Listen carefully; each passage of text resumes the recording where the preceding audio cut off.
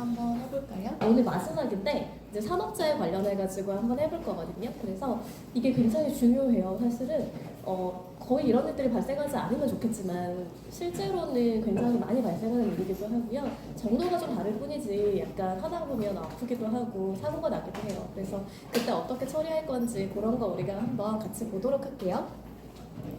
자, 여기 보면 안전과 재해 보상이라고 나오잖아요. 여기 산업안전보건법이라는 게 있는데 여기 보시면 우리 아시죠 이제 1조는 다 목적이에요. 대부분 법이 1조는 목적, 2조는 정의 이렇게 가는데 1조를 한번 보시면 이 법은 산업안전이나 보건에 관한 기준을 확립하고 그 책임의 소재를 명확하게 해서 산업재해를 예방하고 쾌적한 작업 환경을 조성함으로써 노무를 제공하는 사람의 안전이나 보건을 유지 증진하는 목적으로 한다라고 되어 있잖아요. 근데 이게 보면 모든 사업에 적용하는 건 맞아요. 그러니까 뭐 특정한 어떤 우리가 흔히 생각하는 생산직이라든지 현장 업무뿐만 아니라 사무직 같은 경우도 당연히 적용이 되거든요. 그리고 유해나 위험의 정도 또는 사업의 종류나 뭐 상시 근로자 수, 예를 들어서 건설공사 같은 경우는 이제 금액에 따라 조금 달라지긴 해요. 그래서 그런 것들을 고려해가지고 아주 예외적으로 그러니까 근로기준법 5인 미만은 안 되잖아요. 그런 것처럼 여기도 마찬가지로 예외적으로 안 되는 게 있긴 하다. 하지만 원칙적으로는 모든 사업에 적용한다라고 생각해 주시면 좋겠어요. 그리고 산업재해 예방이라든지 뭐 안전보건관리 요즘 뭐 중대재해 여러분 많이 들어보셨잖아요. 그런 거 관련해가지고 물론 법이 따로 있긴 하지만 그게 없을 때에는 굉장히 중요하게 여겨졌던 법이고 지금도 마찬가지로 적용이 되고 있어요. 그래서 안전보건관리 체제라든지 뭐 교육이나 유해 및 위험 방지 조치 이런 것들이 많이 명시되고 있다라고 보시면 될 것 같고요. 그렇다면 이 근로기준법상의 재해 보상이 어떻게 들어왔냐 이제 이런 걸 좀 볼 건데 우리가 시민법이라고 아주 예전에 이제 법률 같은 거 이제 연역 같은 거 얘기하면서 시민법을 얘기를 하거든요. 그때는 뭐라고 돼 있냐면 근로자가 업무 수행 중에 부상이나 사망과 같은 재해를 당한 경우에 구제를 받기 위해서는 누구한테 결국 책임을 물을 수밖에 없겠어요. 계약자가 누구예요? 근로자가 사용자, 그렇죠. 사용자잖아요. 그러니까 당연히 사용자에게 책임을 물어야겠죠.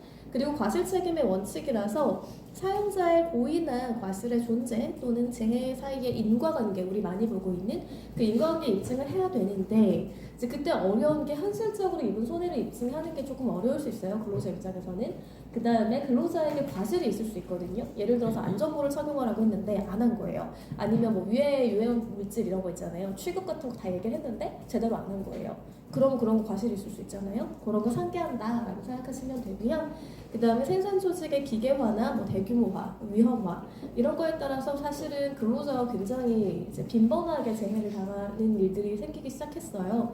그럼에도 불구하고 뭔가 지금 보시면 아시겠지만 이렇게 손해 입증이라든지 뭐 과세 상계의 경우에 근로자 입장에서만 보면 좀 어려울 수 있단 말이에요. 물론 사용자는 본인이 하지 않은 잘못에 대해 책임을 져야 되는 부분이 혹시 있을까봐 이제 걱정을 하실 수도 있겠지만 각자의 입장이 좀 다른 거예요.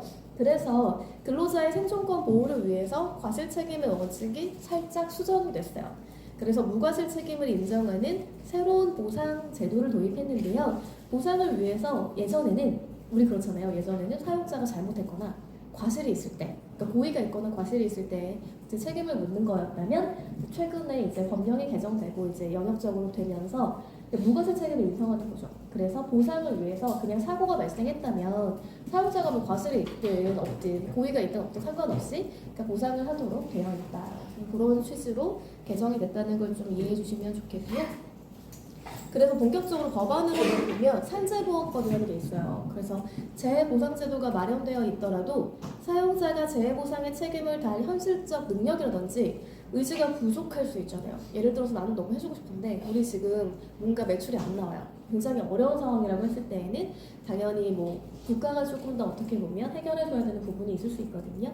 보면 이런 문제 해결을 위해서 재해보상 책임의 위험을 가진 모든 사용자를 공공보험에 가입시키는 거죠. 강제로 어떻게 보면.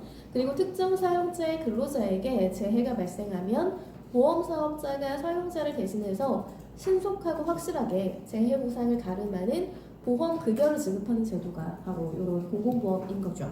그래서 산재보험법의 목적이 뭐냐면 보험사업을 통해 첫 번째가 근로자의 업무상 재해를 신속하고 공정하게 보상하는 것. 내가 다쳤는데 다 치료해야 되잖아요. 치료비가 없어요. 그러면 이런 것들 다 도와줘야 될 거 아니에요. 그리고 그 기간 동안에 일을 못하게 되면 생계비 뭐 이런 거 있을 수 있잖아요. 그리고 재해 근로자의 재활이나 사회복귀 촉진을 위한 보험시설을 설치하고 운영하는 것들도 같이 해당이 돼요. 그래서 잘 보시면 근로자를 사용하는 모든 사업 또는 사업장, 아까 제가 말씀드렸잖아요. 근로기준법은 5인 미만 적용 안 되잖아요. 여긴 아니에요. 보시면 상시 5인 미만의 근로자를 사용하는 사업장에도 적용이 돼요. 다만 아까 말씀드린 것처럼 위험률이라든지 규모라든지 장소 등을 고려해서 시행령으로 정하는 사업에는 이제 미적용되는데요. 그리고 여기 보시면 그 다른 법령 있잖아요. 그 다른 법령에 재해보상 되는 건 또 당연히 별개예요. 그래서 공무원이라든지 군인 이런 분들은 별도의 법률이 있잖아요. 군인 재해보상법 뭐 이렇게. 그리고 또 보시면 선원법이라든지 어선원 뭐 이렇게 사립학교 교직원의 연금법 이런 분들은 다 별도의 법령이 있단 말이에요. 그래서 여기에서는 당연히 그 부분에 대해서만 적용한다. 그리고 적용하지 않는 부분들은 또 이런 뭐 사립학교 교직원 연금법 이런 부분에 의해서 적용이 된다라고 생각해 주시면 좋겠어요. 자, 그 다음에 그러면 우리 업무상세에 되게 많이 들었잖아요. 산재라고 여러분들 알고 계시는. 그게 뭘까? 한번 같이 보면 업무상세 해야 돼서 사실 근로기준법이 또 없어요. 여러분 아무리 찾으셔도 근로기준법은 산재, 업무상세 없거든요. 근데 여기 뭐라고 나오냐면 76조에 근로자의 안전과 보건에 관해서는 산업안전보건법에서 정하는 바에 따른다 라고 나와 있고요. 산재보험법에서는 업무상 사유에 따른 근로자의 부상, 질병, 장애, 사망 요 네 가지를 지금 얘기하고 있어요.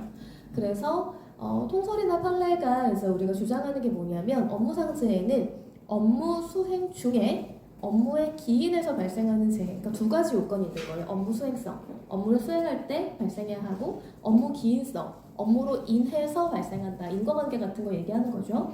업무 수행성을 먼저 보면 근로자가 현실적으로 업무를 수행하는 중이라는 좁은 의미가 있죠. 그런데 그뿐만 아니라 근로자가 사용자의 지배내지 관리하에 있을 때에도 당연히 포함돼요.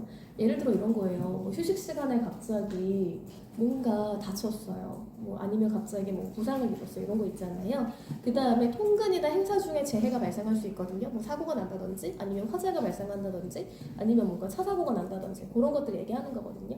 그럴 때에도 당연히 업무상 재해가 가능할 수 있다. 최근 판례는 어떤 거냐면 업무상 재해를 사용자의 지배 관리 아래 해당 근로자의 수행이나 그에 수반되는, 잘 보세요.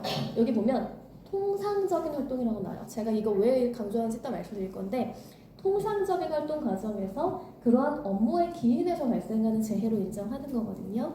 판례 같이 한번 볼게요. 여기 보시면 출퇴근제 때문에 그래요. 여러분 그냥 이거 판례 보지 말고 한번 생각해보세요. 내가 회사를 막 가요. 회사를 가는데 아침에 버스를 타고 간단 말이에요. 근데 길을 건너다 사고가 났어요. 이거 출퇴근제일까? 그러니까 업무상 재해일까요? 아닐까요? 뭔가 내가 그냥 회사를 가긴 하잖아요. 근데 회사에서 발생한 일은 아니야. 그럼 이거 업무상 재해로 사용자가 책임져야 될까요? 아니면 그냥 근로자 책임일까요? 어떻게 생각해요? 사용자 책임이다. 좋아요. 근로자 책임이다. 좋아요. 이게 애매한 부분이에요. 그래서 예전 판례는 뭐라고 되어 있냐면 인정 안 했어요. 옛날에는. 근데 최근에는 어떻게 보냐면 아까 제가 이 앞부분에 잠깐만요. 5페이지에 보면 마지막에 통상적인 활동이라고 했잖아요. 그러니까 출퇴근도 이런 거죠. 예를 들어서 그냥 우리가 루틴하게 가는 길이 있어요. 그래서 저도 이제 뭐 예를 들어 저희 회사에서 저희 집에서 회사까지 가려면 한 차로 20분 정도 걸린단 말이에요. 그럼 그냥 쭉 그 루틴으로 가요. 그러면 그거는 일상적인 활동이기 때문에 업무상 기인성이 인정이 되거든요. 판례가 최근에 인정해주고 있어요. 얼마 안 됐어요. 근데 만약에 제가 그냥 그날따라 뭔가 어딜 좀 가고 싶었어요. 그래서 약간 뭐 이렇게 필요한 부분도 있고 해서 뭐 이렇게 굉장히 어딜 돌아가지고 평소 안 가던 루틴하지 않은 길로 가다가 사고가 났어요. 그러면 인정 안 해주거든요. 그런 것들을 좀 생각해 보시면 되는데 왜 그걸 인정하게 됐냐면 여기 6페이지 한번 보시면 업무상 재해 밑줄 볼게요. 밑줄 보면 근로자와 사업주 사이의 근로계약을 터잡아 사업주의 지배관리 하에서 당해 근로 업무의 수행이나 뭐라고 되어 있어요? 그에 수반되는 통상적인 활동, 그죠? 하는 과정에서 이러한 업무의 기인에서 발생한 재해이죠. 그런데 비록 근로자의 출퇴근이 노무의 제공이라는 업무와 밀접 불가분의 관계에 있다고 하더라도 그 출퇴근 방법이나 경로의 선택이 근로자에게 유보되어 있어서 통상 사업주의 지배 권리하에 있다고 볼 수 없다. 라면 안 되겠죠. 그래서 옛날에 어떻게 했냐면 그러니까 이런 거예요. 옛날에는 솔직히 우리가 통근버스 같은 거 있잖아요. 지금도 있거든요. 예를 들어 뭐 여러분 되게 잘 아시는 반도체 회사라든지 이런 좀 이렇게 뭐 이렇게 약간 멀리 있는 회사들 서울이 아니라 그러면 왔다 갔다 하기 힘들잖아요. 그러니까 근로자들을 위해서 통근버스가 있단 말이에요. 그럼 누가 봐도 그 통근버스는 사용자가 당연히 관리하고 있잖아요. 그러니까 거기서 사고가 나면 업무상 재해라고 보는 거예요. 옛날에. 근데 내가 그냥 나는 버스 솔직히 싫고 나 편하다고 가기 싫고 멀미도 하고 그러니까 내가 그냥 운전해서 가는 거예요. 그러면 그거는 사용자의 지배관리 하에 없다라고 볼 수 있잖아요.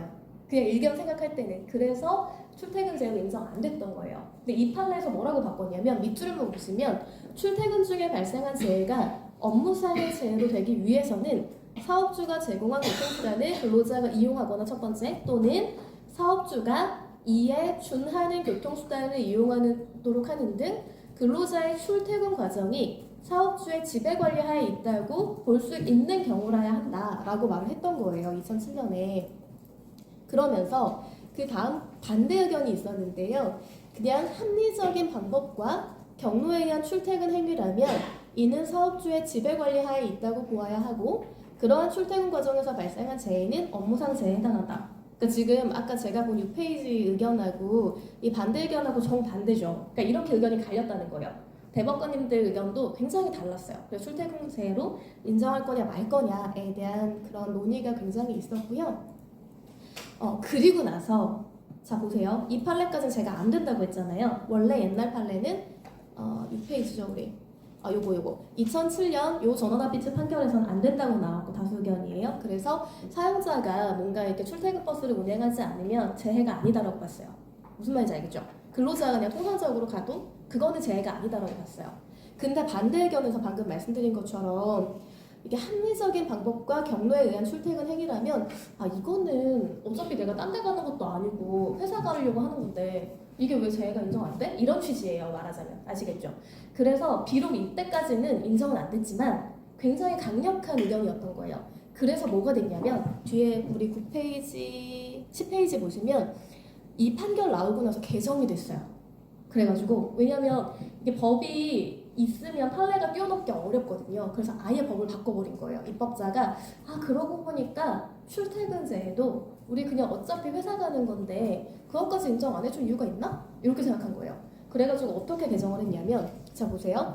근로자가 다음 각호의 어느 하나에 해당하는 사유로 부상이나 질병 또는 장애가 발생하거나 사망하면 업무상 재해로 본다. 다만 업무와 재해 사이에 상당 인과관계가 없는 경우는 그렇지 아니하다라고 하면서 3호를 추가했어요. 출퇴근 재해라고. 이거 없었거든요.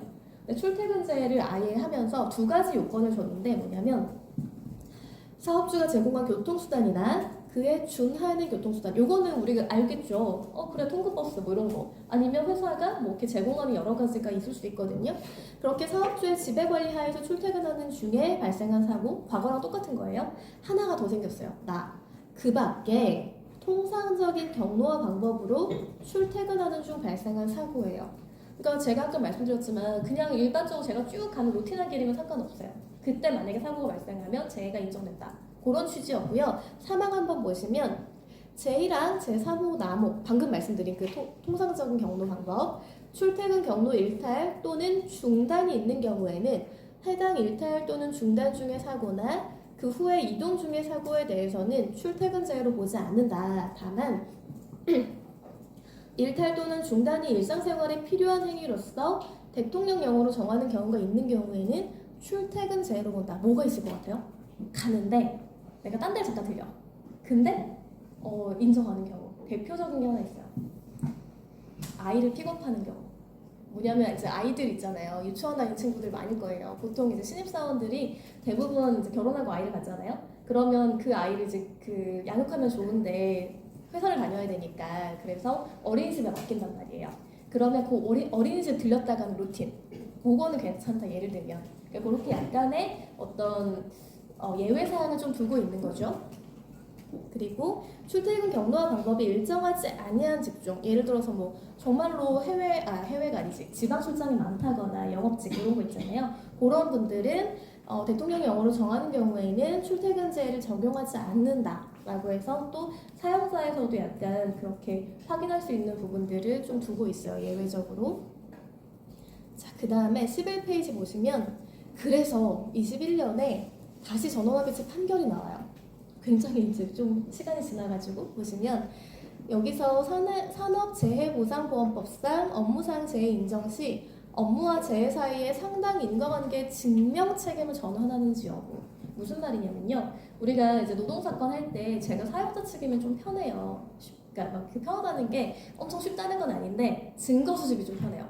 예를 들어서 막 뭔가 직장 내 괴롭힘 아니면 임금 그런 것들 아니면 해고 뭐 징계가 부당한지 여부에 대해서 보면 다 사용자가 갖고 있어요. 그거를 근로자가 솔직히 우리가 일상생활 하면서 일일이 다 녹음하고 막 이런 게 쉽지 않잖아요. 내가 정말 힘들어가지고 이거는 진짜 법적 대응 해야겠다 약간 이런 거 있잖아요. 그래서 녹음하는 거 아니면 좀 일상적으로 녹음하는 건 좀 무섭지 않아요? 그런 거랑 똑같은 거예요.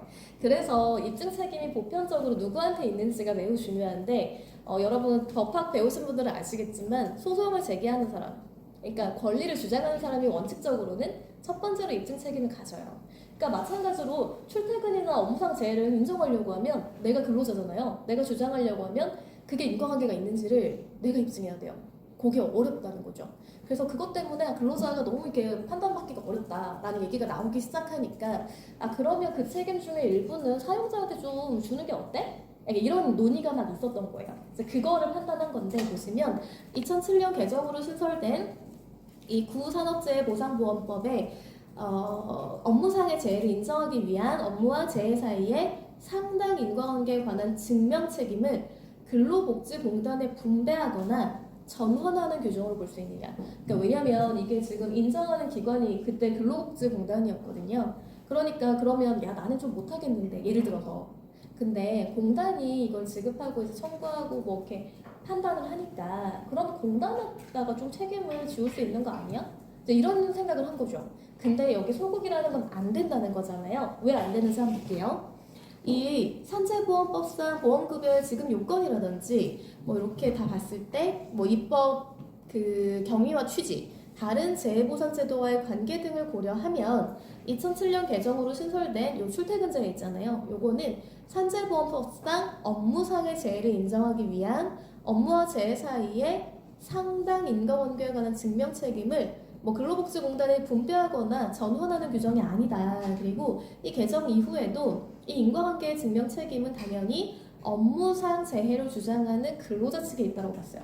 그 이유가 다음 페이지에 나오는데 12페이지를 보시면 이 내용이나 구조 같은 걸 살펴보니까 상당 인과관계가 인정되어야 하고 이는 보험급여의 지급 요건으로서 이를 주장하는 근로자 측에서 증명해야 된다는 거예요. 그러니까 아주 특별하게 우리 의료소송이나 환경소송 같은 거 있어요. 그건 뭐냐면 의료소송 저도 이제 꽤 여러 차례 했거든요. 근데 그것도 마찬가지 입증하기가 너무 어려워요. 왜냐하면 일단 전문 지식이 필요하고 근데 지식은 우리가 어떻게든 할 수 있거든요. 근데 문제는 증거예요. 병원에 다 있잖아요, 진료기록 이런 거. 그러니까 뭐 내가 세부적으로 확인하고 싶어도 어려운 거죠. 그래서 일정 부분 하에서는 환경소송 같은 거는 이제 조금 상대방한테 책임을 지우기도 하거든요, 일정 범위 내에서. 근데 이거는 그렇다고 볼 수 없다는 거예요. 그런 부분들이 있고요. 그다음에 산재보험법의 입법 경위와 입법 취지, 특히 이제 이런 단서가 자구 수정 과정에서 비로소 추가된 점, 이런 것들을 살펴보면. 그 업무상 재해 인정 요건으로 업무와 재해 사이에 상당 인과관계가 필요하다는 원칙을 분명하게 하려는 취지가 있다는 거죠. 그렇기 때문에 결국은 이 취지를 봤을 때 근로자가 그래도 주장하는 자이기 때문에 책임이 있다, 입증 책임이 있다라고 생각하고 있어요. 다음 거 보면 물론 반대 의견도 있거든요. 이 지금 네 분이 반대를 하시긴 했어요. 왜냐하면 이런 지금 다수 의견의 태도는 예전에 형성된 판례를 그대로 따르는 것이고 이게 입증하기가 매우 어렵다. 그러면 근로자가 입증 못하면 당연히 이 산재보험법에 관한 보상을 받을 수가 없는데 이게 법의 취지가 맞느냐라는 취지로 이제 말씀을 하신 거죠. 그 정도 알아두시면 돼요. 아시겠죠? 그래서 어떻게 보면 법학이 참 이런 것 같아요. 그러니까 정말 여러분 어때요? 여러분 생각에 따라 좀 다를 수 있는데 어떤 분들은 앞쪽 다수 의견 쪽의 논리가 맞다고 생각할 수 있고 어떤 분들은 뒤쪽의 논리가 맞다고 생각할 수도 있거든요. 그러니까 그렇게 약간 자기의 주장을 법에 의해서 그리고 법령에 의해서 그리고 그동안 판례나 여러 가지 사회 정리, 관념에 의해서 어떻게 설득하느냐가 매우 중요한 직업 중에 하나라고 생각을 해요. 그래서 나중에 혹시 여러분이 관련 업종에 종사를 하시게 된다면 이제 판례가 매우 중요해요. 법이 매우 중요하고 그래서 웬만하면 바뀌지 않지만 내가 약간 이런 거죠. 아 사회적으로 또 문제도 있고 이걸 바꾸고 싶다는 생각이 든다면 논리 구조를 정말 잘 정교하게 짜볼 필요는 있을 것 같아요. 실제로 판례가 바뀌기도 하니까요. 그런 것들 좀 생각해 주시면 좋겠고 14페이지 볼게요. 그럼 두 번째 요건 우리 아까 업무 수행성이었잖아요. 업무 하다가 업무 기인성 한번 볼게요. 업무 수행성에서 파생이 됐는데 업무상 재해의 1차적 판단 기준은 당연히 아까 본 업무 수행성이에요. 그리고 업무 수행성이 없다면 당연히 업무 기인성이 성립할 수는 없겠죠. 다만 이제 이런 거죠. 업무 수행성이 있어요. 근데 업무 기인성이 없다? 그러면 또 업무상 재해 인정 안 되는 거죠. 다만 재해의 종류에 따라서 판단의 중점이 조금 다를 수 있는데 사고성 재해 있잖아요. 부상이나 사고사. 요건 눈에 보인단 말이에요. 그러니까 그냥 업무 수행성의 충족에 보면 내가 업무 수행하다 다쳤나 사고가 발생했나 요거잖아요. 요거 너무 명백하단 말이에요. 근데 문제는 건강에 유해한 인자와 접촉해서 발생한 그 질병. 그러니까 우리가 예를 들어 어떤 암 같은 거 저도 최근에 많이 하고 있거든요. 특히나 이제 뭐 혈액암이라든지 백혈병이라든지 이제 이런 것들을 보면 분명히 유해물질 접촉이 많았어요. 근데 그것 때문에 정말 암이 발생했냐 그것 때문에 백혈병이 발생했냐 정말 어려운 것 중에 하나거든요. 그러니까 이런 게 되게 문제인데 그게 업무상 기인성에 많은 문제가 있다는 거죠. 그래서 보시면 그 개발적 판단을 한번 보면 업무상 사고나 질병 또는 출퇴근 재해에 해당하는 사유로 발생한 재해는 업무상 재해로 인정이 되고요. 아까 말씀드린 것처럼 그래서 상당 인과관계는 우리가 확인을 해야 돼요. 진짜로 이 업무를 하다가 이렇게 사고가 났냐 그리고 업무를 하다가 질병이 발생했냐 이런 상당 인과관계가 필요한데요. 다만 이제 문제가 있는 거죠. 근로자의 고의 자해행위나 범죄행위 또는 그것이 원인이 되어 발생한 부상, 질병, 장애 또는 사망은 업무상의 재해로 보지 않는다. 다만 그 부상, 질병, 장애 또는 사망이 정상적인 인식 능력 등이 뚜렷하게 낮아진 상태에서 한 행위로 발생한 경우 이제 이건 뭐냐면 자살을 얘기하는 건데 이제 이거는 법률 용어기 때문에 제가 얘기하는 거거든요. 보통 이제 우리가 사실 언급하지 않고 극단적 선택 이렇게 얘기를 하잖아요. 근데 이제 법에는 그렇게 안 돼 있기 때문에 제가 그냥 법률 용어 그대로 얘기할게요. 근데 이게 뭐가 문제냐면 왜 제가 몇 번 말씀드린 것 같은데 실제로 사람이 너무 과도하게 근로를 하거나 아니면 정말 괴롭힘을 당하거나 그랬을 때 자기도 모르게 그러니까 이거는 정말 사람과 좀 무관한 것 같아요. 안 그런 사람도 있겠지 안 그런 사람도 있을 수 있거든요. 그리고 때로는 저 사람은 왜 이렇게 약해 생각할 수도 있어요. 근데 이게 계속 반복적으로 뭐 가스라이팅을 당하고 굉장히 힘든 상황에 놓이고 아니면 잠을 못 자요 사람이. 그러면 좀 어려울 수 있거든요. 그래서 이게 정말 약간 왜 감기 심해지면 폐렴으로 가는 것처럼 우울증 심해지면 자기가 판단이 안 되는 경우가 있어요. 그런 경우를 얘기하는 거예요. 일반적으로 그냥 내가 뭐 그냥 조금 힘들다 정도가 아니라 그러니까 뭐 이렇게 뭐랄까 치료도 많이 받고 했는데 도저히 안 되는 거예요. 스스로를 컨트롤 못하고 이제 자살에 이르는 경우가 있거든요. 그럴 때만 산재를 인정한다는 취지의 규정이에요. 그래서 한번 보시면 여기 보시면 그 업무상 사고가 먼저 발생을 하는데요. 근로자가 근로계약에 따른 업무나 그에 따르는 행위를 하던 중에 발생한 사고예요.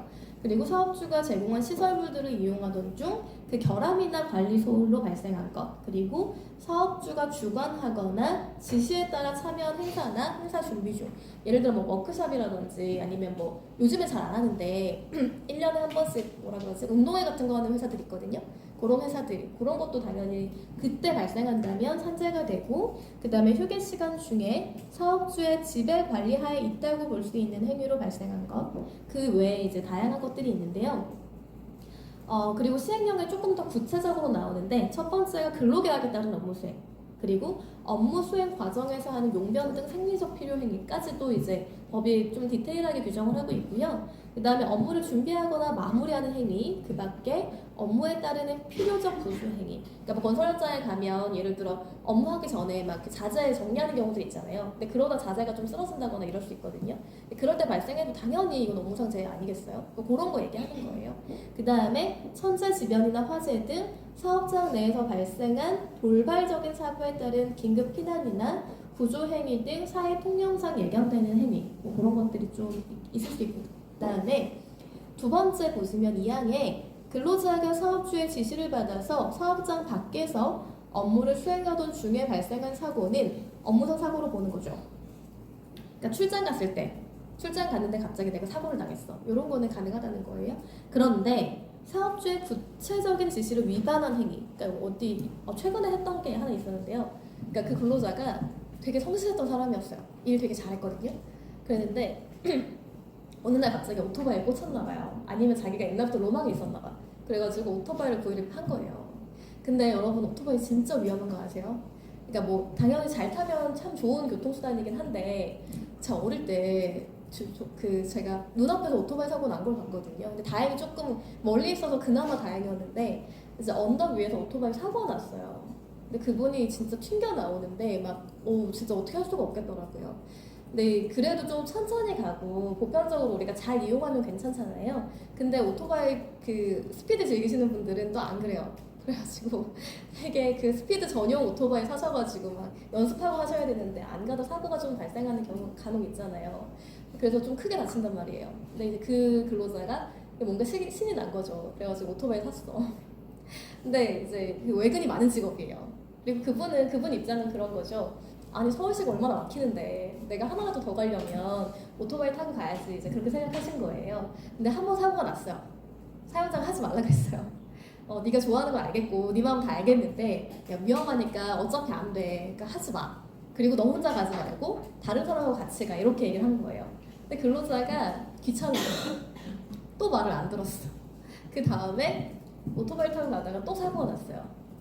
그럼 근데 사고가 난 것까지는 되게 안타깝지만 그럴 수 있다고 생각하잖아요. 문제는 뭐냐면 그날 그 근로자가 가서 해야 되는 딜이 엄청 큰 거였어요. 그걸 완전 놓친 거예요. 그러니까 손해가 엄청 나고, 그리고 그것 때문에 그 상대방이랑 거래가 끊겼어요. 이 정도면 징계 사유일 수 있고 뭐 그런 부분이 있는 거잖아요. 그리고 여기서 이제 업무상 재해가 인정되냐 안 되느냐도 좀 다툼이 있을 거는 같아요. 물론 안 된다고 하기 좀 어려울 수는 있겠지만 어쨌든 그런 문제가 좀 있을 수 있다. 사용자가 항변할 수는 있다. 이제 그런 문제가 좀 있을 수 있고요. 그래서 이런 것들 구체적인 지시를 위반했거나 사적 행위 또는 정상적인 출장 경로를 벗어났을 때 발생한 사고. 그러니까 이제 정상적으로는 내가 예를 들어서 뭐 그 전주 갔다 와야 된다, 광주나 이런 데 갔다 오면 되는데 그 근로자가 간 김에 딴 데를 좀 가고 싶은 거예요. 그래가지고 그 순천이 근처라고 제가 알고 있고, 그 순천에 되게 예쁜 정원이 있잖아요. 저도 아직 한 번도 못 가봤거든요. 꼭 가고 싶은데 거기를 들렸다 온 거예요. 그러다 만약에 사고가 났다. 이거는 정상적인 출장 경로가 아닐 수 있잖아요. 그러니까 또 다툼이 있을 수 있는 거죠. 그러면 업무상 재해가 맞아? 아니야? 뭐 이런 얘기들을 할 수 있는 거죠. 그 다음에 근로자가 사업주의 지시를 받아 이건 3호죠. 우리 3항. 업무의 성질상 업무 수행 장소가 정해져 있지 않은 근로자가 최초로 업무 수행 장소에 도착해서 업무를 시작한 때부터 최후로 업무를 완수한 후 퇴근하기 전까지 업무와 관련하여 발생한 사고는 업무상 사고로 본다. 예를 들면 제가 정말 바쁠 때는 이제 최근에 이번 주도 뭐 그 수원, 대전 왔다 갔다 막 했거든요. 근데 정말 바쁠 때는 어떤 날은 아침에 서울에서 재판을 하고요, 오전에. 그 다음에 중간에 대전, 그러니까 세종에 간 거죠. 그 고용노동부가 있어가지고 거기 가서 이제 업무 처리를 하고 저녁에 다음 일정을 위해서 부산에 내려가요. 그런 경우들이 있거든요. 그럼 이거는 제 업무잖아요. 근데 이제 루틴하진 않고 이게 정해져있진 않을 거 아니에요. 예를 들어 근로계약서에다가. 그럴 때 만약에 제가 근로자다, 저 근로자는 아니지만 어쨌든 근로자다. 그러면 그 사고 발생한 거는 업무 수행 중에 일어난 일일 수 있잖아요.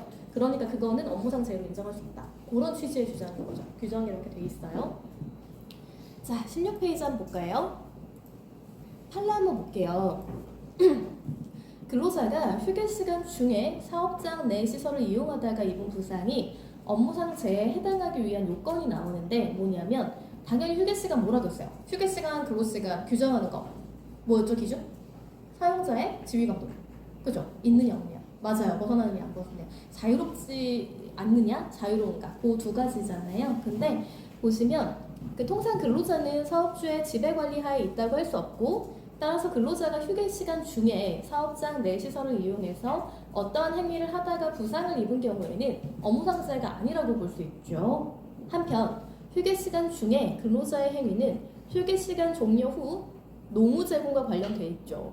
그렇기 때문에 근로자의 휴게 시간 중의 행위가 당해 근로자의 본래적 업무 행위 또는 그 업무의 준비 행위 내지 정리 행위, 사회통념상 그에 수반되는 것으로 인정되는 생리적 행위 또는 합리적 필요한 행위 뭐 이렇게 인정이 된다고 하면 당연히 업무상 재해다라고 보면서 지금 실제 사건은 뭐였냐면 군의 매점에 간식 드시러 가신 거예요. 그럴 수 있잖아요. 힘드니까. 근데 이때 회사 정문 옆에 이제 제품 하치장이 있거든요. 근데 거기서 교통사고를 당한 경우예요. 그러니까 이거는 그 이런 일반 사무실이 아니고 공장, 굉장히 넓은 공장에서 일어난 일인 거죠. 그러면 조금 거리가 있어요. 그리고 그 안에는 차가 왔다 갔다 한단 말이에요. 그 차가 속도가 좀 빠른 경우들도 있고 아니면 이거는 그냥 예를 들어 일반 차량일 수도 있겠지만 지게차 같은 거 있잖아요. 그런 게 되게 많이 돌아다니고 그러니까 안 보여요 잘. 그러니까 주의를 굉장히 기울여야 되는데 그걸 못하다가 사고가 발생하는 경우가 꽤나 많이 있거든요. 근데 한번 보시면 그러니까 사망하신 거예요. 되게 안타까운데 이 망인이 10분간 휴게 시간을 이용해서 회사 정문 옆에 구내 매점에 간식을 사러 가다가 사고를 당하신 거예요. 근데 이 장소가 회사의 사업장 시설인 제품 하치장의 사실 그리고 10분간의 휴게 시간 동안 근로자를 위한 복리후생시설인 구내 매점을 이용해서 간식을 사먹는 행위는 이 정도라고 하면 그 근로자 본래의 업무 행위에 수반된 생리적 또는 합리적인 행위잖아요. 그렇지 않겠어요?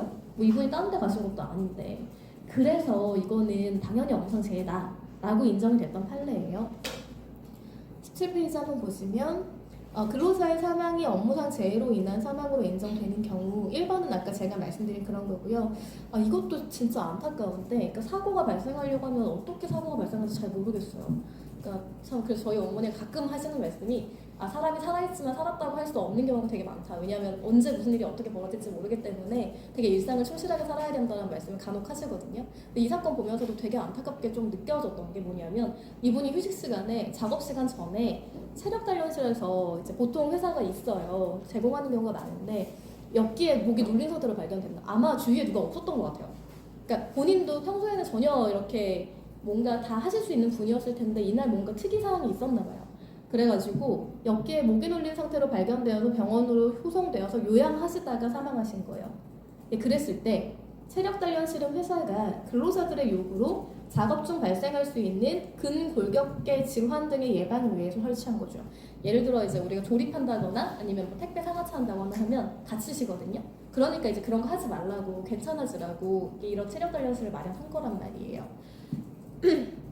그리고 망인이 위 체력 단련실에서 평소 엽기 운동을 한 것은 강한 근력 및 지속적인 육체적 활동을 요구하는 업무의 특성상 업무의 원만한 수행을 위한 체력 유지 보강 활동 가운데 하나로 필요해서 한 것으로 인정될 수 있다. 그러니까 업무의 준비 행위 또는 사회 통념상 그에 수반되는 것으로 인정되는 행위다라고 보는 거죠.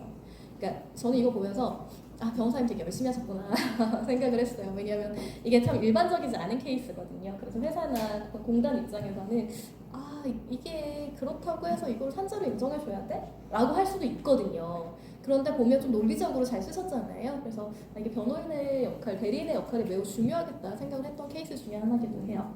자, 다음 거 넘겨볼게요.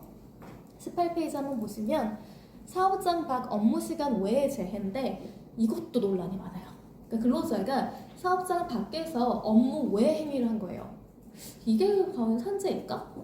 재해는 사업주의 지배관리 하에 있지 않겠죠. 업무 외니까 사업장 바뀌고 그러니까 원칙적으로 안 돼요. 그런데 예외가 있어요. 뭐냐면 사업주가 제공하는 시설물, 즉 장비, 차량 등의 결함이나 관리 소홀로 인해 발생한 사고라면 그거 정도는 인정할 수 있죠. 그렇지만 이것도 사업주의 구체적인 지시를 위반해서 이용하거나 그 시설물 등에 대한 관리나 이용권이 근로자에게 전속돼 있다면 또 제외가 되겠죠. 산재가 아니다라고 하면서 지금 이 시행령에는 방금 제가 말씀드린 그 내용이 규정이 돼 있어요. 19페이지 한번 보시면 사업주의 주관이나 근로자의 참가를 지시하거나 승인하는 행사에서 발생한 사고는 당연히 업무상실이겠죠. 그러니까 여기 보시면 운동 경기, 야유회, 등산대회, 실제로 등산대회에서 가끔 이렇게 낙상하시는 분들이 생기거든요. 그럴 때 이제 문제가 될 수 있는데 그런 것들, 근로자가 참가하는 것이 사회 통념상, 노무관리 또는 사업 운영상 필요하다라고 인정되는 경우, 그리고 요 아래 네 가지에 해당한다면 업무상 재해인데요. 첫 번째, 사업주가 행사에 참가한 근로자에 대해서 행사에 참가한 시간을 근무한 시간으로 인정하는 경우. 그러니까 뭐 야유회를 가는데 그 야유회가 금요일이에요. 그러면 금요일 당연히 업무 시간이잖아요. 그러니까 인정하는 경우. 그 다음에 그 근로자에게 행사에 참가하도록 지시한 경우. 우리 전 직원 다 무조건 회식 와야 돼. 약간 이런 거. 야유회 무조건 와야 돼. 그리고 사전에 사업주의 승인을 받아 행사에 참가한 경우. 이건 뭐냐면 예를 들어 노조 관련된 업무라든지 이렇게 야유회 같은 거 하거든요, 운동에. 근데 그때 원래 업무 시간 중에 하면 안 되는데 근데 사용자가 승인해줘요, 보통. 그래서 승인 받아가지고 운동회 하다가 다친 경우. 약간 이런 게 인정이 되는 거죠. 자, 20페이지 한번 볼까요? 지금 1번 같은 경우는 업무상 재해로 인정하기 위한 요건이니까 아까 제가 말씀드린 그런 부분이고요. 두 번째 보시면 이제 이것도 약간 논의가 많았던 부분 중에 하나예요. 회사의 적극적인 지원하에 매년 정기적으로 실시되는 동호인 모임인 낚시회 행사. 요즘에 여러분 낚시 좋아하실진 잘 모르겠는데 낚시 그렇게 막 좋아하시는 분이 많지는 않을 수도 있어요. 근데 좋아하시는 분은 완전 빠지거든요.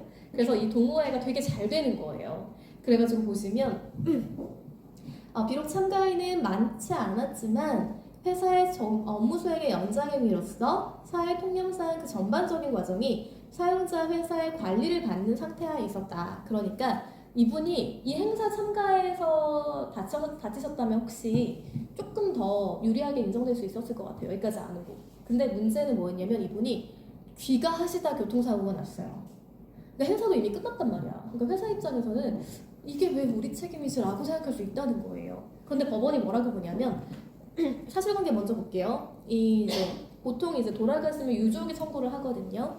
근데 원고의 남편인 이 망인께서 광고회사에 이제 입사해가지고 부장으로 근무하여 오던 중에 낚시회 소속 회원 4분이 서울을 출발해서 당진에는 어디로 갔다가 그 다음날 망인의 승용차를 타고 서울로 돌아오다가 다른 차량과 정면으로 충돌한 거죠. 그래가지고 사망하셨어요. 그랬을 때 업무상 재해라고 해서 유족 보상 일시금 및 장의비의 지급을 청구했지만 피고가 이거는 그냥 개인적인 활동이니까 인정할 수 없어 라고 했다는 거예요. 21페이지 한번 보시면 이 회사가 종합 광고 제작 회사로서 55명 정도가 종사하고 있고 여러 가지 아이디어라든지 이런 게 중요하기 때문에 자율적이고 개방된 분위기 조성에 힘쓰고 있는데 그 하나의 방법이 뭐예요?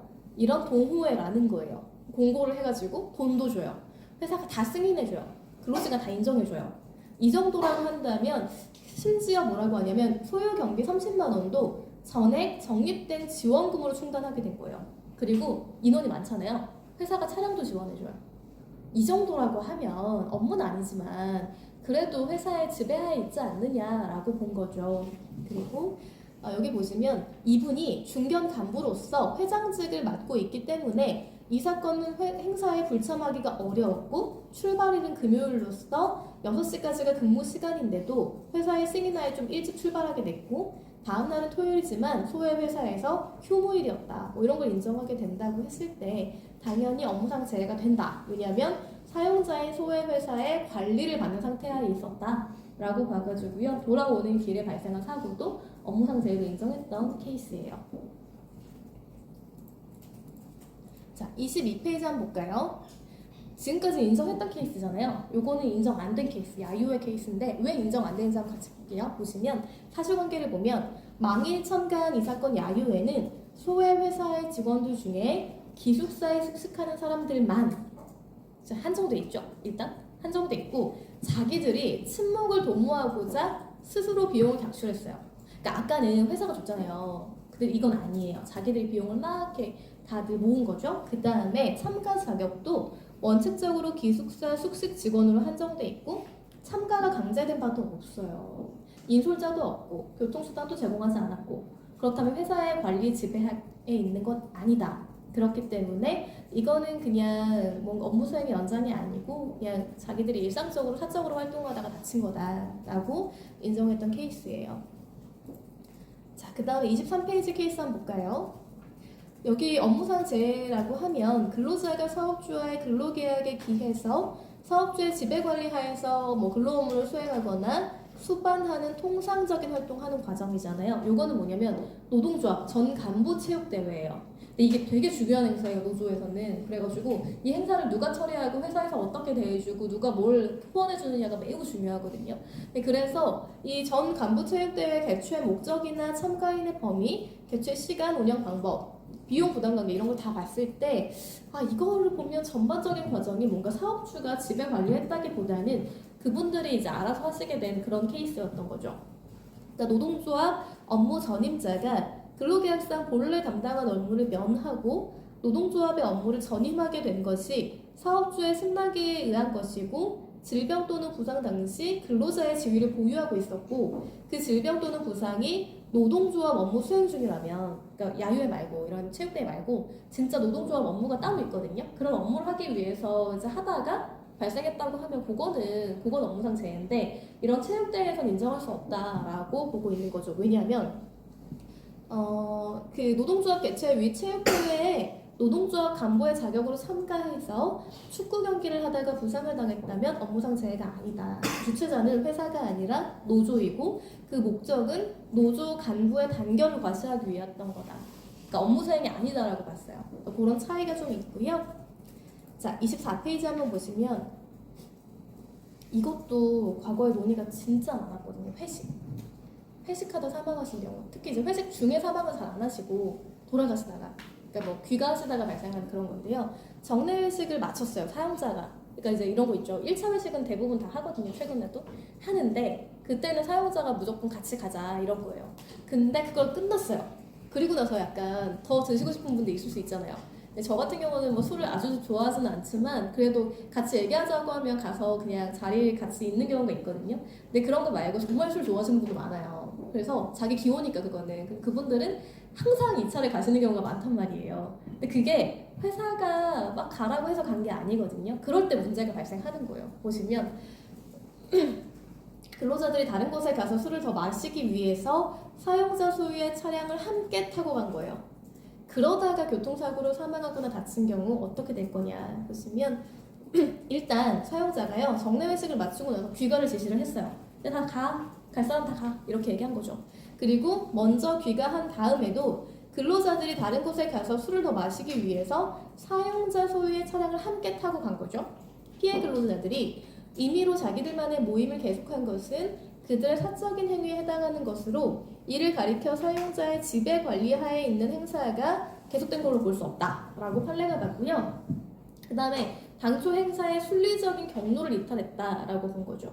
왜냐면 22시부터 24시까지 일반 식당에서 이렇게 매월 봉급날 피고가 비용을 부담하여 주최해서 오던 정례 회식을 마치고 다른 차편으로 먼저 귀가를 했어요. 그러면서 더 늦지 않게 그만 가라고 이미 사용자가 얘기했어요. 그죠? 이미 얘기했고 그랬는데 이분들이 자기들끼리 더 할 얘기가 있다라고 하면서 같은 식당에서 남은 술을 좀 드시고 계셨던 거예요. 그러다가 다음날 이제 12시 반이죠. 새벽 12시 반에 위 식당을 나와서 다른 곳에 가서 술을 더 마시기 위해서 이제 운전하던 피고 소유의 봉고 차량에 함께 타고 가다가 교각을 들이받는 사고가 발생을 한 거죠. 이제 그랬을 때는 안 된다. 이거는 안 된다. 그러니까 첫 번째 회식이었으면 됐을 것 같아요. 첫 번째 회식이었으면. 근데 두 번째 회식이었기 때문에 사적 모임이다라고 해서 인정이 안 됐던 거죠.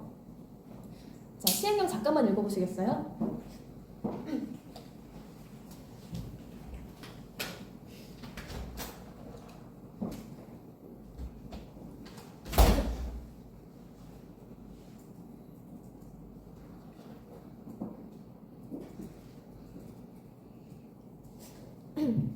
자, 산재보험법에서 보면 특수한 장소에서 사고가 발생을 하는 경우도 있거든요. 그러니까 사업장 내에서 할 수 있다고 인정되는 행위를 하던 중에 갑자기 뭐 태풍, 홍수, 지진, 눈사태 등의 천재지변이나 돌발적인 사태로 발생한 사고는 근로자의 사적 행위나 업무 이탈 등 업무와 관계없는 행위를 하던 중에 사고가 발생한 것이 명백한 경우를 제외하고 그게 아니라면 업무상 사고다라고 보면서 32조에 뭐라고 나오냐면 요양급여 관련해 발생한 의료사고, 요양 중에 산재보험 의료기관 내에서 업무상 부상 또는 질병의 요양과 관련해서 발생한 사고, 그리고 업무상 부상 또는 질병의 치료를 위해서 거주지 또는 근무지에서 요양 중인 산재보험 의료기관으로 통원하는 과정에서 발생한 사고. 근데 이제 우리가 첫 번째 사고 있잖아요. 예를 들어서 아니면 질병이 발생했어요. 그래가지고 요양을 다 받으면 산재 인정됐단 말이에요. 그래가지고 이제 뭐 예를 들어 수술한다거나 아니면 뭐 치료를 받으려고 통원한다거나 그랬는데 뭐 그러면 안 되겠지만 혹시 의료 과오가 발생한 거예요. 그래가지고 사고가 발생했어요. 그래서 사망했다거나 아니면 부상이나 여러 가지 것들 있고 아니면 왔다 갔다 하는 그 통원 과정에서 그 사고가 난 거예요. 그랬을 때도 마찬가지로 요양 중의 사고라고 봐서 인정되는 경우들이 있다라고 예외 규정을 둔 거예요. 이런 규정을 둔 거는 다 이런 사례가 있었기 때문이거든요. 사례가 있음에도 불구하고 안 된다고 인정했기 때문에 법으로 요거는 인정해주자라고 하면 새로 규정했던 그런 케이스예요.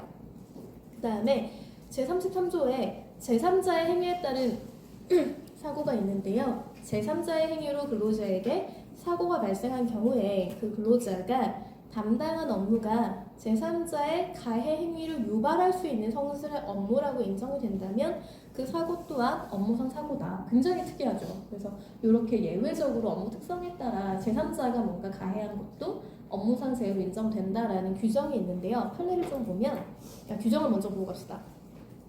이 업무상 재해 인정 기준이고요. 보시면 부상, 질병, 장애가 발생하거나 사망하면 업무상 재해로 보고 아까 봤던 그건데 상당 인과관계가 없는 경우엔 그렇지 않다라고 하면서 질병에 대해 좀 상세하게 나오거든요. 보시면 업무 수행 과정에서 물리적인 인자, 화학물질 분진, 병원체 신체에 부담을 주는 업무 등 근로자의 건강에 장애를 일으킬 수 있는 요인을 취급하거나 그에 노출되어 발생한 질병. 그래서 이런 걸 막기 위해 가지고 왜 마스크라든지 여러 가지 안전장비 다 구비하도록 법에 그렇게 규정하고 있거든요. 그 다음에 업무상 부상이 원인이 되어 발생한 질병, 그리고 제76조의 이에 따른 직장 내 괴롭힘, 고객의 폭언 등으로 인한 업무상 정신적 스트레스가 원인이 되어 발생한 질병. 제가 이거 그 직장 내 괴롭힘 할 때 말씀드렸잖아요. 그 조항이에요. 그래서 인정된다라고 보시면 되고요. 그 다음에 뭐 그 밖에 업무와 관련해서 발생한 질병이고요. 이 항은 아까 말씀드린 것처럼 고의나 자해행위, 범죄행위 또는 그것이 원인이 되어 발생한 부상 질병 이런 것들은 안 된다. 다만 그 부상 질병 장애 또는 사망이 정상적인 인식 능력 등이 뚜렷하게 낮아진 상태에서 발생할 경우에는 인정될 수 있다라고 보는 거죠. 27페이지 한번 보시면 이제 이 직업병이라는 게 있어요. 우리가 뭐 흔히 그냥 뭐 이게 어떤 직업들 이런 직업병이 있다라고 얘기를 하잖아요. 근데 실제로 정말로 그 직업에서 자주 발생하는 질병이 있거든요. 그런 게 뭔지 한번 볼게요. 업무상 질병 중 업무와의 관련성에 직접 문제되는 경우가 있고 업무 수행 중 사고로 갑자기 발생하는 경우도 있지만 사실 그런 거 별로 없어요. 상당 기간 동안 그냥 잠복기가 있거든요. 그래서 막 진폐병 같은 것들도 그렇잖아요. 옛날에. 그래서 그런 부분들이 있고 상당 기간 동안 서서히 진행되거나 잠복기를 거쳐 발생하기도 하고 근로자의 건강 상태나 기존의 다른 질병과 겹쳐서 발생하기도 하는 거죠. 근데 이게 과연 정말로 업무 수행 과정에서 건강 유해 요인의 노출로 인해 발생한 거냐 되게 어렵거든요. 그리고 예를 들어서 고혈압이 있어요. 원래 이 근로자한테. 아니면 자기는 없는데 가족력이 있어요. 그러면 이게 진짜 가족력 때문에 발생한 건지 아니면 업무 때문에 발생한 건지 어떻게 알겠어요? 이제 이런 게 되게 어렵다는 거예요. 근로자 입장에서는. 보시면 시행령에 나오는데요. 그 근로자가 업무 수행 과정에서 유해, 위험 요인을 취급하거나 노출된 경력이 있을 것. 저희도 실제로 산재 청구할 때 이거 되게 많이 하거든요. 거기서 뭐 예를 들어 이렇게 뭔가 화재가 발생했다고 했을 때 그 화재에 대한 그 노출되는 게 어떤 요인인지 굉장히 노출되는 그런 물질에서 유해 물질이 어떤 건지를 디테일하게 써요. 그런 것들이 되게 필요하고요. 그 다음에 유해 위험 요인을 취급하거나 노출되는 업무 시간 그리고 종사한 기간이나 업무 환경 등에 비추어 볼 때 근로자의 질병을 유발할 수 있다고 인정될 것 그리고 유해 위험 요인에 노출되거나 유해 위험 요인을 취급한 것이 원인이 되어서 그 질병이 발생했다고 의학적으로 인정이 돼야 돼요. 실제로 이제 우리가 감정 같은 거 하거든요. 그런 게 되게 필요하다. 그리고 이 질병이 다음 각호의 모든 요건에 해당되면 업무상 질병으로 보는데 아까 말씀드린 것처럼 의학적으로 인정될 것, 그 다음에 자연 발생적으로 나타난 증상이 아닐 것, 이런 것들이 필요하다라고 하는 건데요.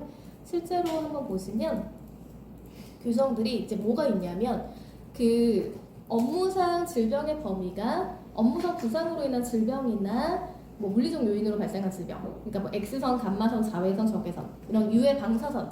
그래서 왜 방사선과에 가면은 이제 그 촬영하시는 분은 뭐 안에 들어가 있잖아요. 노출 안 되려고 그런 것들 좀 생각하시면 될 거고, 덥고 뜨거운 장소에서 하는 업무 또는 고열 물체를 취급하는 업무로 인한 일사병, 열사병 및 화상, 그리고 춥고 차가운 장소에서 하는 뭐 그런 동상 저체온증, 뭐 이상기압, 감압병, 잠수병 우리 듣잖아요. 그런 것들도 얘기를 하고요. 그다음에 소음으로 인해서 귀에 질병 되는 경우 되게 많고, 차감기 등 진동이 발생하는 공구를 사용하는 업무로 인한 질병, 그 다음에 뭐 지하 작업으로 인한 뭐 떨림 이런 거 굉장히 많거든요. 그러니까 이렇게 좀 일부러 디테일하게 두는 거예요. 과거에 이렇게 발생했던 업무들이, 그러니까 업무상 재해들이 있기 때문에 이걸 좀 상세하게 쓰고 있는 거죠.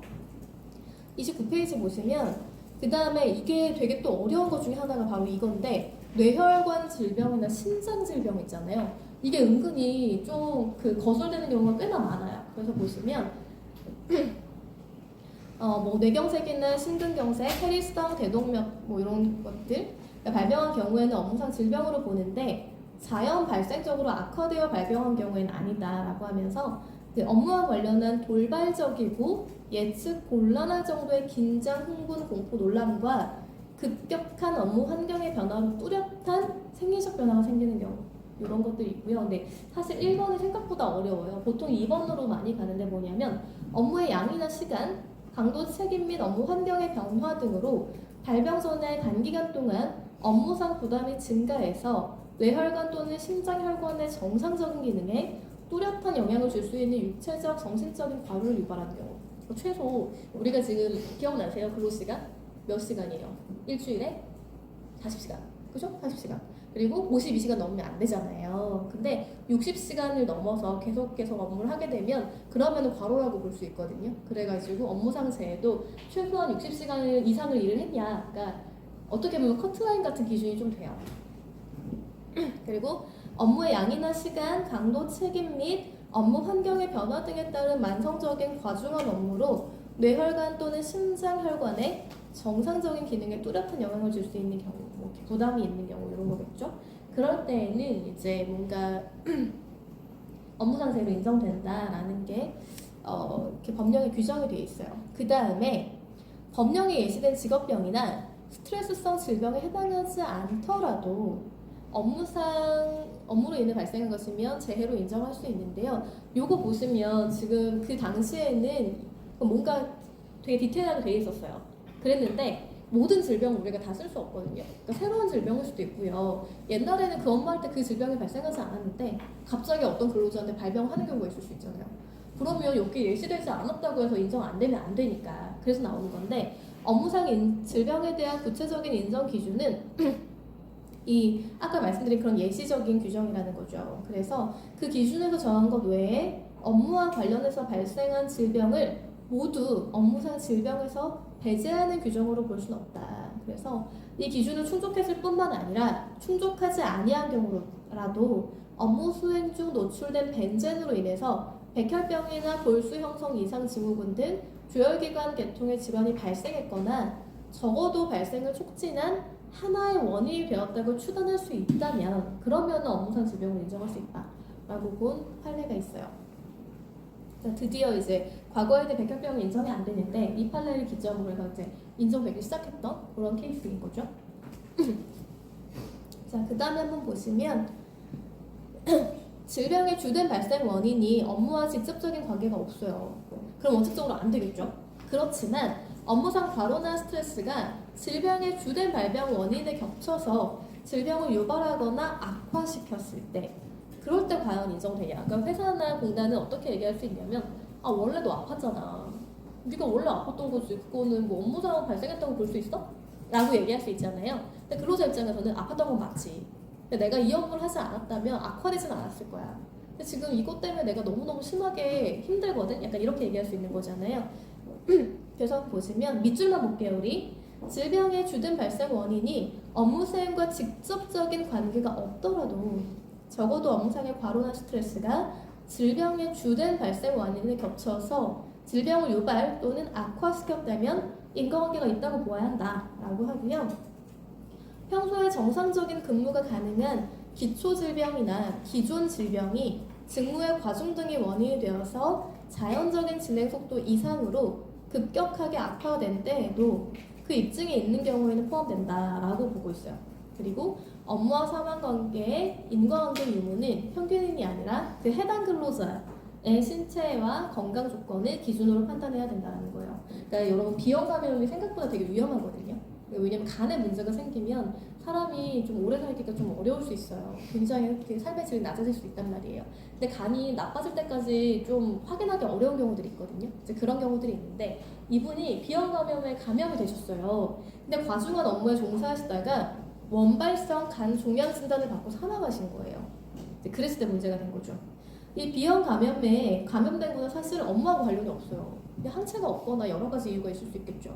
그런데 계속되는 근무로 인해서 육체적인 과로와 정신적인 스트레스가 지속되어서 비형 감염이 자연적인 진행 속도 이상으로 악화되어 사망했다는 이유로 업무상 재해에 해당한다라고 인정했던 케이스인 거죠.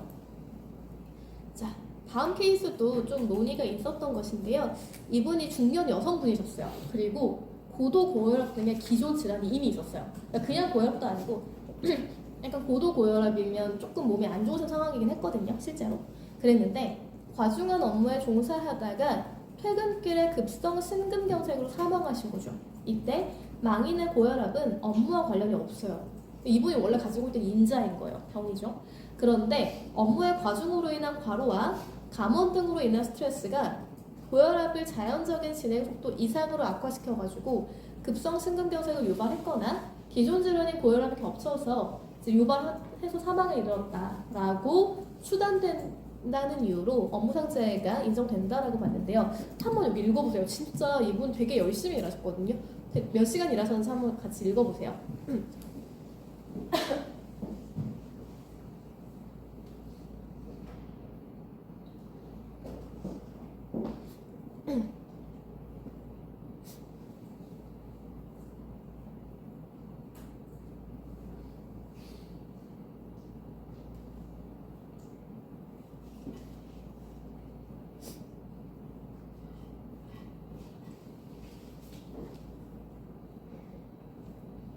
이분 되게 일 열심히 하신 거 보이죠? 지금 주당 연장근로 되게 많이 하셨잖아요.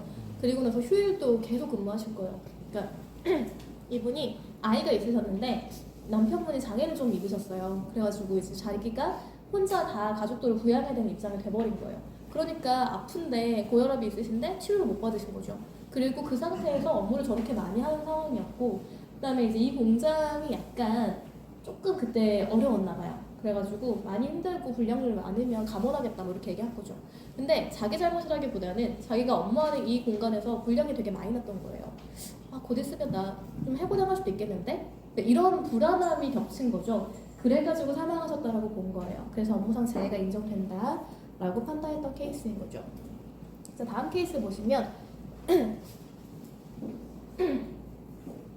LCD 공장에서 근무한 근로자에게 다발성 경화증이 발생해서 업무상 재해인지 여부가 다투어졌던 케이스인데요. 뭐 앞에 보시면 어떤 직접적인 인과관계가 있어야 된다. 그리고 의학적, 자연과학적으로 명백히 증명되어야 하는 것은 아니고 법적이고 규범적 관점에서 상당히 인과관계가 인정되면 증명이 있다고 보아야 한다라고 하면서 직접적인 증거가 없더라도 근로자의 취업 당시의 건강 상태나 질병의 원인, 작업장에서 발병 원인이 될 만한 물질이 있었는지, 그리고 이 근무한 기간 이런 것들을 다 고려해가지고 인과관계 인정할 수 있다라고 보는데요.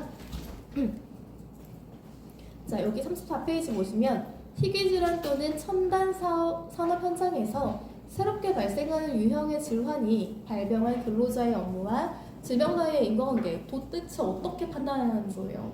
왜냐하면 질환 자체가 일반적이지 않아요. 그러니까 우리가 진짜 어려운 게 이런 거거든요. 그러니까 누가 봐도 일반적인 질병은 치료법도 알고 원인도 알아요. 근데 너무 희귀한 거야. 그래서 뭐랄까 연구가 잘 안 돼 있어요. 대상자도 별로 없어요. 잘 모르겠다는 거죠. 그리고 첨단 산업 현장이에요. 그러면 이것도 잘 모르겠는 거지. 이제 그럴 때 문제가 발생하는 건데 보시면 이 첨단 산업 분야에서 유해화학 물질로 인한 질병에 대해 산업재해 보상보험으로 근로자를 보호할 현실적이고 규범적인 이유가 있고 목적과 기능 등을 종합적으로 고려했을 때 근로자에게 발병한 질병이 희귀질환이거나 새롭게 발생하는 유형의 질환에 해당하고 그에 관한 연구 결과가 충분하지 않아서 발병 원인으로 의심되는 요소들과 인과관계를 명확하게 규명하는 것이 어렵다. 그죠? 이거 현실이에요. 그렇다고 하더라도 그것만으로 인과관계를 쉽사리 부정할 수 없다. 특히 희귀 질환의 평균 유병률이나 뭐 이렇게 연령별 평균 유병률에 비해서 특정 산업에서 혹은 이 특정 사업장에서 너무 많이 발병하는 거예요. 희귀 질환인데 사실은 좀 이상하잖아요. 그렇고 또 사업주의 협조 거부 또는 관련 행정청의 조사 거부나 지연 등으로 그 질환에 영향을 미칠 수 있는 작업 환경상 유해 요소들의 종류와 노출 정도를 구체적으로 특정할 수 없었다는 등의 아주 특별한 사정이 인정된다면, 그러니까 원래 조사를 다 해야 되는데 사업주가 안 하는 거예요. 그래서 뭔가 입증할 수 없어. 그럴 때에는 그건 사업주 책임이라는 거죠. 어떻게 보면. 그래서 상당 인과관계를 인정하는 단계에서 근로자에게 유리한 간접 사실로 고려할 수 있다. 근데 이거는 그러니까 판례가 이렇게 있으니까 그러면 이런 케이스들은 그냥 좀 쉽게 인정되나? 라고 오해할 수 있는데 절대 아니에요. 굉장히 어려워요. 이거를 이런 질환이 발생을 했고 정말 디테일하게 하나하나 대리인이 다 확인해가지고 설득을 하지 않으면 설득을 해도 매우 힘든 케이스 중에 하나거든요. 그러니까 여러분이 아실 때는 이런 되게 희귀한 질병이나 이런 것들에 노출돼서 업무상재해 인정하려고 하면 정말로 노력을 많이 해야 된다라고 생각해 주시면 좋겠어요. 그러니까 인정이 된 케이스가 있기 때문에 다행이지만 근로자 입장에서는 그런데 매우 어렵다라고 생각해 주시면 좋을 것 같아요. 자, 그 다음에 우리 아까 봤던 드디어 개정된 출퇴근제 아까 그 부분이거든요. 그래서 시행령이 나오고요. 사업주가 출퇴근용으로 제공한 교통수단이나 사업주가 제공한 것으로 볼 수 있는 교통수단을 이용하던 중에 사고가 발생했을 것. 이건 너무 명확하죠. 2호 보시면 출퇴근용으로 이용한 교통수단의 관리 또는 이용권이 근로자 측의 전속적 권한에 속하지 않을 때라는 거죠. 그 다음에 2항 보시면 왜 우리 아까 제가 말씀드렸지만 일상적인 루틴에서 잠깐 어디 들렸다 가는 거 인정되는 경우 얘기하는 거거든요. 보시면 일상생활에 필요한 용품을 구입하는 행위, 그 다음에 직업훈련 기관에서 개발 향상에 기여할 수 있는 교육이나 훈련을 받거나 아니면 선거하는 경우, 국민투표, 그 다음에 근로자가 사실상 보호하고 있는 아동 또는 장애인을 보육기관 또는 교육기관에 데려다 주거나 해당 기관으로부터 데려오는 행위, 아까 말씀드린 거, 그 다음에 의료기관 또는 보건소에서 질병의 치료나 예방을 목적으로 진료받는 행위, 아침에 잠깐 갈 수 있잖아요. 그런 거. 그 다음에 근로자의 돌봄이 필요한 가족 중에 의료기관 등에서 요양 중인 가족을 돌보는 행위. 이런 것들은 당연히 루틴하잖아요. 사실은 뭐 아주 특별하게 이상하진 않잖아요. 그러니까 그렇게 인정할 수 있다라고 보시면 되는데 케이스가 나와요. 이거 예전 케이스이긴 하지만 통근버스이거든요. 근데 이거 솔직히요 요즘 나오면 저는 인정될 것 같아요. 요즘 케이스라고 하면. 근데 과거였고 굉장히 엄격했던 시절의 판례예요. 그러니까 비교하려고 제가 가져온 거거든요. 한번 보시면 회사에서 제공한 통근버스에 탑승하기 위해서 요 앞에 있는 거죠. 그래가지고 걔가 기다리고 있으니까 간 거예요. 그래가지고 건너다가 횡단보도를 건너다 발생한 교통사고로 입은 재해를 업무상 재해에 해당하지 아니한다고 했어요. 이거 좀 너무하잖아요. 근데 과거에는 이 정도로 업무상 재해를 굉장히 엄격하게 봤다는 거죠. 보시면 근로자가 통근버스에 탑승하기 위해서 횡단보도를 건너다 교통사고를 당했다면 아직 사업주의 지배 관리 하에 있었다고 보기 어렵고 단순히 위 사고 지점이 통근버스에서 5m 정도 떨어진 가까운 지점이라는 사정만으로는 업무상 재해에 해당하지 않는다. 5m는 너무 가깝지 않아요? 이 정도면 최근에는 인정되겠죠? 근데 과거에 이랬다 라고 보시면 될 것 같고요. 자, 넘어갈게요. 37페이지 이제 인정한 케이스를 볼게요. 이분이 굉장히 일찍 일어나야 돼. 경매사 아세요? 경매? 그러니까 뭐 경매하시는 분들 이제 여러 업종이 있는데 특히나 왜 시장에서 그 뭐랄까 어선박 들어와가지고 새벽에 그분들 진짜 일찍 하시거든요. 그러면 당연히 대중교통이 없어요. 자차로 이동할 수밖에 없잖아요. 그럴 때 자가용을 이용해서 출퇴근하던 중에 사망한 사안에서 출퇴근의 방법과 경로의 선택이 사실상 망인에게 유보되어 있다고 볼 수 없고 출근 과정이 사업주의 지배 관리하에 있었다라고 볼 수밖에 없겠죠. 그죠? 이거 인정됐어요. 그리고 또 이런 케이스도 있는데 원고가 출퇴근을 위해 대중교통 수단이나 통근버스를 이용하는 것이 사실상 불가능하거나 왜냐면 지역에 굉장히 뭐랄까 경기도인데요. 경기도 산이 많잖아요. 근데 공장이 다 그쪽에 있는 거예요. 그래가지고 도저히 안 가. 버스가 없어요. 그러면은 이거는 출퇴근 그냥 본인 차량으로 할 수밖에 없거든요. 그런 경우이거나 현저한 육체적 노고와 일상생활의 부담을 감수하는 것이어서 원고가 자신의 오토바이나 승용차 등 개인적인 교통수단이 아닌 다른 출퇴근 방법을 선택하도록 기대하는 것은 무리라는 거죠. 그래서 원고에게는 출퇴근의 방법 등의 선택의 여지가 없다. 이럴 때 과연 업무상 재해가 인정되느냐인데 이 사실관계 한 번만 읽어보세요. 밑에 거.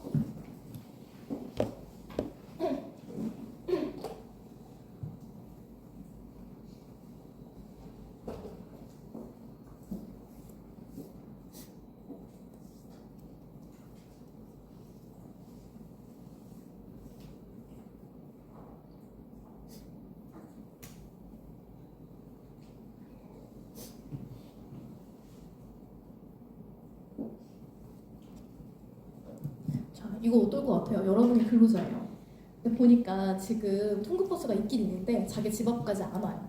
이거 타려고 하면 한참 가가지고 걸어가서 버스를 타고 또 가야 되거나 아니면 대중교통을 타려고 하면 계속 기다려서 한참을 또 가야 되고 굉장히 오래 걸리는 거죠. 근데 이렇게 통근 못 하잖아요, 매일매일. 그러니까 자차를 이용할 수밖에 없는 거고 자차를 이용하다가 사고가 난 거는 업무상 재해다라고 볼 수밖에 없겠죠. 이 정도라고 하면 그죠?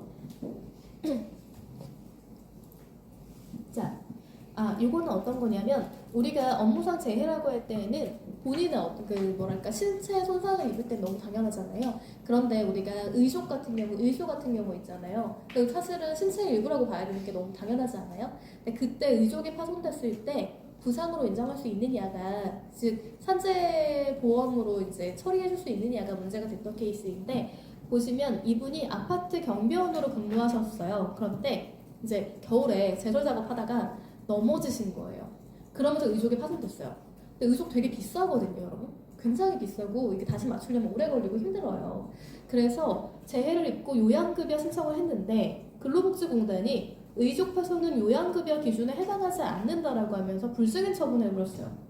이런 사안에서 산재보험법이라든지 장애인 차별금지 및 권리부재 등에 관한 법률의 입법 취지나 목적 그리고 요양급여 및 장애인 보조기구에 관한 규정의 체계, 형식과 내용, 장애인에 대한 차별 행위의 개념 등에 의하면 산업재해 보상보호법의 해석에서 업무상 재해로 인한 부상의 대상인 신체를 반드시 생리적 신체에 한정할 필요는 없다고 생각하는 거죠. 왜냐하면 이분은 실제로 이제 의족이 있어야만 일상생활이 가능한 거잖아요. 이제 그런 부분들이 있고 그렇다면 이게 의족이 왜 그 신체 일부로 인정이 안 돼라고 보는 거죠. 당연히 인정되는 거예요. 보시면 이분이 95년경에 교통사고로 오른쪽 무릎 위에서 다리를 절단하셨대요. 이제 그 이후에 계속 의족을 착용하신 거죠. 정상적으로 사회생활을 해오던 중에 경비원으로 취업해서 근무하기 시작했고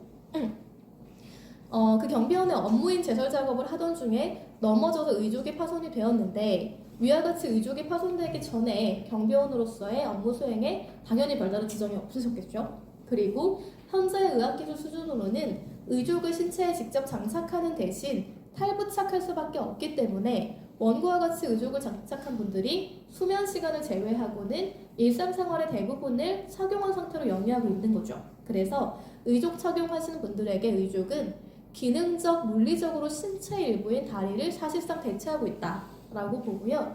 한편 신체 의족을 탈부착하는 것이 용이하지만은 않은 거죠. 얼마나 힘들겠어요, 그게. 왜냐하면 자신의 다리처럼 이용을 하시는 거니까. 그리고 피고도 근로자가 업무 수행 중 물건에 부딪혀서 치아에 파손 없이 치아 보철이 파손되는 재해를 입은 경우 비록 물건이라도 신체 일부에 부착되면 신체의 필수 기능을 수행하고 있다라고 해서 그 요양급여를 인정했던 케이스가 있거든요. 무슨 말이냐면 사실 우리 치아 있잖아요. 치아 이거 보철하는 거 이것도 내 거 아니잖아요. 엄밀히 따지면. 그런데 업무하다가 다쳤어요. 그래가지고 이 보철이 빠졌단 말이에요. 그러면 그것도 인정해줬다는 거죠. 하물며 의족은 왜 안 되냐는 거죠. 그래서 인정해줬던 케이스예요. 그렇게 하시면 되고요. 자, 재해 근로자가 수령한 요양 보상 중에 근로자의 과실 비율에 따른 금원을 사용자의 손해배상액에서 공제할 수 있느냐. 옛날 같으면 가능하다고 했잖아요. 심의법에서는 과실, 고의 이런 책임이 있으면 공제하고 뭐 그렇게 책임이 있어야만 보상할 수 있다는 거였는데 안 돼요.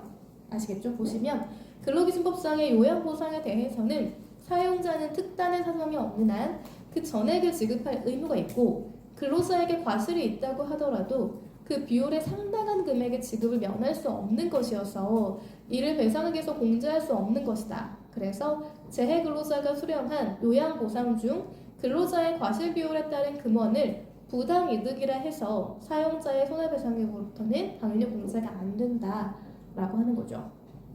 그리고 이제 이런 부분도 있거든요. 우리가 취업 못하고 이제 그 뭔가 병원에서 치료받잖아요. 그러면 그 치료받는 기간은 당연히 급여가 나올 거거든요. 그런데 그게 아니라 집에서 그냥 좀 쉬는 기간이 있을 수 있어요. 그러니까 왜 그런 거 아세요? 그 교통사고 한 번 나면 뭔가 병원에 입원해가지고 치료받는 기간도 분명히 있겠죠. 근데 퇴원은 빨리 해야 돼요. 대형 병원일수록. 내가 너무 힘든 거예요. 실제로 병원을 가지 않고 입원하지 않았지만 집에서 좀 쉬고 일을 도저히 할 수 없는 경우가 있거든요. 그럴 때 금액이 인정이 되느냐는 건데 여기 보시면 업무상 부상을 치료받은 기간뿐만 아니라 자기 집에서 요양을 하느라고 실제로 취업하지 못했던 기간도 포함된다라고 인정하고 있어요. 판례가. 자, 그 다음 케이스 보시면 이 지금 상당 인과관계가 사실은 이게 제일 어려운 것 같아요. 왜냐면 저희도 사건 하면서 인과관계가 도대체 기준이 뭐지? 이런 게 되게 어려워요. 왜냐하면 상당 인과관계라고 하면 정말 종합적으로 다 검토한 다음에 재판장 마음을 움직여야 되는 부분이 있거든요. 물론 판례에도 나름의 기준이 있을 수는 있지만 그게 언제나 똑같진 않아요. 그래서 이 인정 기준에 대해서 판례가 얘기하고 있는데 그게 뭐냐면 여러 개의 사업장을 옮겨 다니며 근로한 근로자가 업무상의 질병에 걸리고 그 두 가지 이상의 사업장에서 당해 질병이 발생할 우려가 있는 업무에 종사하고 있었다면 이 복수의 사용자 아래서 경험한 모든 업무를 포함시켜서 그 자료로 삼아야 되느냐. 예를 들어 이런 거예요. 원래 이분이 A라는 사업장에서 일을 했는데 이제 그러다가 한 5년 정도 일을 하시다가 B라는 사업장에서 한 10년 정도 일을 하셨어요. 근데 그 노출 기간이 둘 다 똑같은, 그러니까 15년인데 합하면 똑같은 유해물질에 노출된 거예요. 그랬을 때 과연 이걸 합산할 수 있느냐 그런 문제인데요. 보시면 계약관계 종료 후에 서로에 발생한 질병분도 근로계약관계 중에 그 원인이 있다고 인정되는 경우에는 산업재해보상보험법 소정에 보험급여 받을 권리가 있다라는 건데요. 이런 거죠.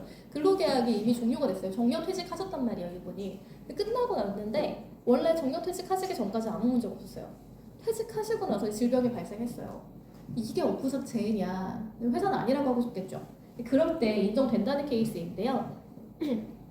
근로자가 산재보험법상의 보험급여를 받을 권리는 뭐 목적이라든지 이런 것들을 봤을 때 사업주와 근로계약 관계의 존재를 전제로 해서 업무상 재해가 생겼을 때 자동적으로 발생한다는 거예요. 그렇기 때문에 그 수급권은 퇴직을 이유로 소멸되지 아니한다라고 규정하고 있기도 하고 그러니까 계약관계 종료 후에 새로이 발생한 질병 등도 근로계약 관계 중에 그 원인이 있다고 인정되는 경우에는 수급권이 있다라고 보는데 이게 원고에게는 업무 수행과 관련이 없는 기존 질병이 있었어요. 그게 간경변증이 있었거든요. 그래서 출혈 증상이 있으셨어요. 그래서 회사나 공단은 이 근로자가 원래 업무랑 전혀 관련 없이 이렇게 아팠어요. 심지어 이런 것 때문에 출혈까지 일어났던 굉장히 심각한 질병이 있었어요. 라고 얘기하는 거죠. 근데 판례는 뭐라고 하냐면 있기는 했지만 이 질환으로 원고가 정상적으로 운전 업무를 수행하는데 지장을 줄 정도는 아니었다. 그리고 시내버스 운전이 보통 평균인에게는 과중한 업무가 아니라고 하더라도 그 운전 업무 자체는 정신적, 육체적 긴장을 수반하는 것이기 때문에 그 주장과 같이 종전에 다른 여러 버스 운송사업체를 전전하면서 시내버스 운전을 계속해 왔다면 이로 인해서 축적된 피로라든지 운전 업무에 종사함에 있어서 불규칙적으로 교대되는 근무, 휴무의 일자, 그 시간대, 그 짧은 식사 시간, 숙면의 부족 이런 열악한 업무 여건 속에서 축적된 피로가 건강과 신체 조건으로 모아 과로의 원인이 되었다고 볼 여지가 있다라고 본 거죠. 그래서 단순하게 이 회사에서만 일했던 것뿐만 아니라 다른 여러 가지 회사에서 일했던 것도 동일하게 원인으로 볼 수 있다라고 해서 업무상 재해로 인정했던 케이스예요. 이것도 약간 예외적이지만 이렇게 좀 독특하게 인정했던 케이스가 있다라는 거를 여러분이 아시면 좋을 것 같아서 제가 가져왔거든요. 제가 오늘도 약간 코가 지금 이렇게 해서 오늘 이번 학기까지는 전부 다 이제 수업은 마감이 됐고요. 사실 여러분과 조금 더 얘기를 많이 해볼 수 있는 시간이 있으면 참 좋았을 텐데 여기까지 아쉽다는 마음이 좀 들고, 그리고 한 학기 동안 잘 보내주셔서 고맙고요. 특히 이제 취업하시려는 분들 있잖아요. 제가 이제 어제 면접을 다녀서 그냥 간단하게만 말씀을 드리면 저는 좀 놀랐거든요. 그러니까 굉장히 준비를 잘해오신 분들도 있는데 면접하시면서 근데 뭘 물어보는데 그 회사에 대해서 이제 너무 그러니까 아마 당황하셔서 그런 것 같은데 제가 거기까지는 준비를 못해서요. 제가 잘 알지 못해서 이렇게 말씀하시는 부분이 꽤 있거든요. 근데 저희가 질문하는 거는 그 회사의 핵심 가치라든지 지금 현재 진행하고 있는 매우 중요한 업무들이 있어요. 그런 것들을 질문했을 때 답을 못하면 조금 뽑기 어렵지 않겠어요? 그러니까 만약에 여러분이 면접이나 취업 준비하신다고 하면 그 부분 꼭 신경을 좀 쓰시면 좋을 것 같아요. 적어도 내가 그냥 아무데나 지원한 게 아니라 이 회사 이름을 보고 지원한 게 아니라 이 회사에서 일하는 업무에 대해서 좀 관심이 있다라는 것들을 보여줄 수 있으면 더 좋겠다는 생각이 많이 들었습니다. 한 학기 동안 너무 고생 많으셨고요. 기말 잘 보시고 다음 시간 10시인 거 아시죠? 잘 보시고 방학도 좀 잘 보내시길 제가 바라고 있겠습니다. 감사합니다.